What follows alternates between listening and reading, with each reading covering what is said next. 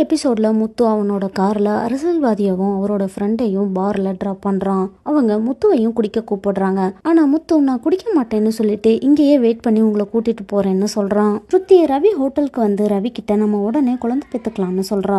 நமக்கு முன்னாடி 2 பேர் இருக்காங்க, அவங்களுக்கு தானே ஃபர்ஸ்ட் குழந்தை பிறக்கணும்னு ரவி சொல்றான். அப்படி பார்த்தா எங்க வீட்டுல நான் தான் ஃபர்ஸ்ட் பொண்ணுன்னு ஸ்ருதி சொல்றா. 2 பேரும் குழந்தைய வளர்க்கறத பத்தி பேசிட்டு இருக்காங்க. ஹோட்டல்ல ஒருத்தர் உங்களுக்கு குழந்தை இருக்கா இல்ல கன்சீவா இருக்கீங்களான்னு கேட்டுட்டு இருக்காரு. ரவி குழந்தை இல்லைன்னு சொன்னதுக்கு அதுக்குள்ள குழந்தைய ஸ்கூலுக்கு அனுப்புறத பத்தி பேசிட்டு இருக்கீங்களான்னு கேக்குறாரு. முத்துவுக்கு சவாரி வர சொல்லி ஒரு கால் வருது. அந்த அரசியல்வாதி கிட்ட சொல்லிட்டு கிளம்பலான்னு பார்க்குள்ள போறான். அந்த பார்ல சிட்டியும் அவனோட ஃப்ரெண்ட்ஸும் சரக்கு அடிச்சிட்டு இருக்காங்க.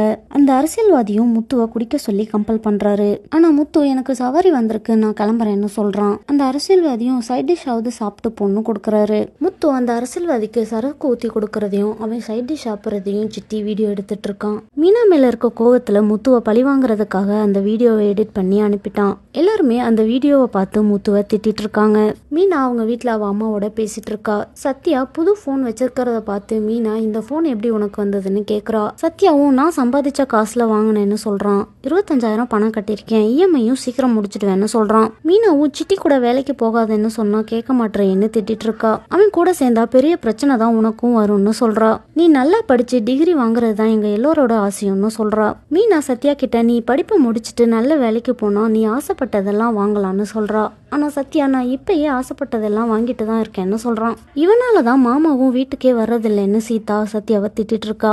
மீனாவும் அவர் எப்படி வருவாரு, இவன் தான் இன்னும் அந்த சிட்டியோட சுத்திட்டு இருக்கானேன்னு கேக்குறா. அதுக்கு சத்யாவும் அவரை மாதிரி குடிகாரன் கூட சுத்தணுமான்னு சொல்லி முத்துவோட வீடியோவை காமிக்கிறான். என்ன நடக்க போகுதுன்னு நாளைக்கு எபிசோட்ல பார்க்கலாம்.